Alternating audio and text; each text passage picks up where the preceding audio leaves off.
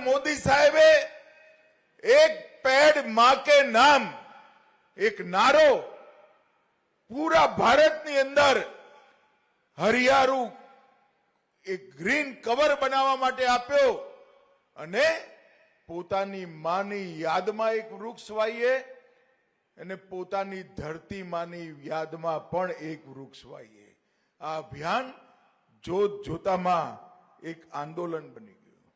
Modi साहेबे people planet के साथ progress રહેવા જેવી પૃથ્વીની સાથે વિકાસ એ સૂત્ર આપ્યું અને સૂત્રના આધારે દેશભરમાં અનેક લોકો અહીંયા જોડી ગયા। મિત્રો, આજ હું અહીંયા આવ્યો છું ત્યારે એક બીજી વાત પર ધ્યાન મૂકવા માંગુ છું। ભારત સરકારની સેન્ટ્રલ પેરામિલિટરી ફોર્સે 7 વર્ષમાં 7 કરોડ વૃક્ષ વાવવાનું કામ ગઈકાલે જ પૂરું કરી દીધું છે। 7 વર્ષમાં 7 કરોડ વૃક્ષ અને ગઈકાલે 2 દિવસ પહેલા દિલ્હીમાં પણ દિલ્હીની રીજમાં 43 લાખ વૃક્ષો વાવવાનું કામ કર્યું છે। અને મિત્રો, આ વૃક્ષો આપણા દેશની જમીનને અનુકૂળ વૃક્ષો છે। આ વૃક્ષો એવા છે આજ તમે લગાવશો તો તમારા પૌત્ર પૌત્રી પણ એની છાયામાં બેસશે। એકે વૃક્ષનું આયુષ્ય 100 વર્ષથી ઓછું નથી એવા વૃક્ષો આપણે સિલેક્ટ કર્યા છે। 100 વર્ષથી વધુ આયુષ્યવાળા વૃક્ષો એવા વૃક્ષો જેની પર પક્ષીઓનો ખોરાક પણ ઉપલબ્ધ છે। આપ એક વડ વાવો, એક પીપળો વાવો, હજારો પક્ષીઓની રહેવાની વ્યવસ્થા, ખાવાની વ્યવસ્થા, પીવાની વ્યવસ્થા એકલું એ વૃક્ષ કરી નાખે। કોઈએ ચણ નાખવાની એ જરૂર નથી।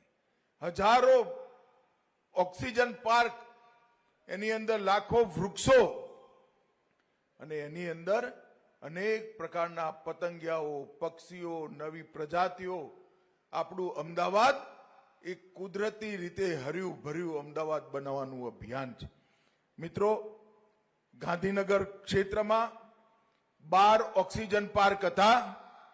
આજે નવા 61 ઓક્સિજન પાર્ક ખુલ્લા મૂક્યા। Total 73 oxygen park Gandhinagar Lok Sabha ક્ષેત્રમાં થયા। અને આજે એક જ દિવસે અમદાવાદ મ્યુનિસિપલ કોર્પોરેશને 101 ઓક્સિજન પાર્કનું ઉદ્ઘાટન કર્યું છે। હવે અધિકારીઓ આપણને બધું બતાવે, ઘણીવાર મનમાં ડર લાગે કે ઉદ્ઘાટન કરી દે અને ત્યાં ઝાડવું એ નહીં હોય તો આપણી શું દશા થાય। એટલે મેં આપણા કમિશનર સાહેબને કહ્યું હતું કે ભાઈ એક ઈ બુકનું ઉદ્ઘાટન હું એ દિવસે કરીશ, જેમાં ઓક્સિજન પાર્ક, એના અક્ષાંશ રેખાંશ, કેટલા વૃક્ષો વાયા છે, કેટલા પક્ષીઓ છે, પાણીની વ્યવસ્થા શું કરી છે, બધું જ હોય। મ્યુનિસિપલ કમિશનર, મેયર સાહેબ અને એમની ટીમને ખૂબ ખૂબ અભિનંદન કે આજે 100 ઓક્સિજન પાર્ક અમદાવાદના નાગરિકો જોઈ શકે એ રીતે એવી ઈ બુકનું ઉદ્ઘાટન કર્યું છે।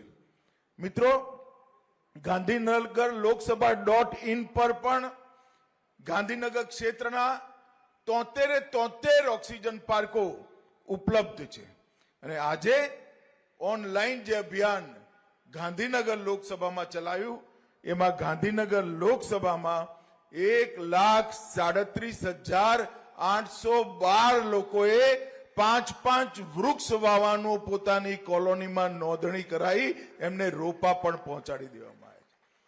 મ્યુનિસિપલ કોર્પોરેશને એક વૈજ્ઞાનિક આયોજન નીચે વૃક્ષ, દરેક વૃક્ષ જોઈતું એવા નાગરિકના ઘરે પહોંચે એના માટે સ્પેશિયલ ગાડીઓ બનાવી અને બીજા 28,544 નાગરિકો આપણી બાકી 2 લોકસભામાં પણ 5 વૃક્ષો વાવવાનો મોટો સંકલ્પ કર્યો છે।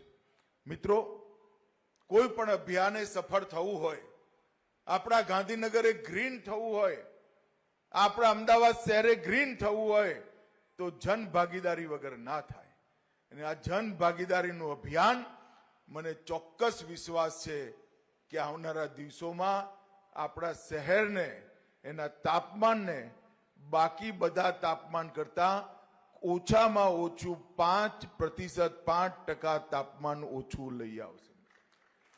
આપણે સૌ જાણીએ છીએ વધતા જતા વાહનોના ઉપયોગના કારણે, અનેક પ્રકારની ઔદ્યોગિકરણના કારણે કાર્બન ડાયોક્સાઇડ અને કાર્બન મોનોક્સાઇડનું ઉત્સર્જન વધ્યું અને આ ઉત્સર્જન વધતા કાર્બન ડાયોક્સાઇડ, કાર્બન મોનોક્સાઇડ ઉપર ગયા અને ઓઝોનના પડને મોટા મોટા ગાબડા પડ્યા. મોટા ગાબડા એટલે 100 કિલોમીટરના ગાબડા અવકાશમાં ઓઝોનના પડને સ્તરમાં પડ્યા છે. અને આ ગાબડાઓ આપણે સૌ જાણીએ છીએ કે સૂર્યનો પ્રકાશ સીધો પૃથ્વી પર આવે તો આપણે જીવી ના શકીએ. એટલી બધી ગરમી થઈ જાય. આ ઓઝોનનું પડ સૂર્યપ્રકાશને રોકવાનું કામ કરે છે. આ ઓઝોનનું પડ સૂર્યપ્રકાશને જીવવા લાયક બનાવવાનું કામ કરે છે. અને ઓઝોનના પડમાં એ જે ગાબડા પડ્યા છે એ ગાબડા પૃથ્વીનું તાપમાન ઊંચું લઈ જાય છે, વરસાદ ઓછો કરાવે છે. અને મિત્રો, આવનારા દિવસોમાં 4 પેઢી પછી જો પૃથ્વીને જીવવા લાયક રાખવી હોય તો ઉપર જતો કાર્બન ડાયોક્સાઇડ આ વૃક્ષો પોતાના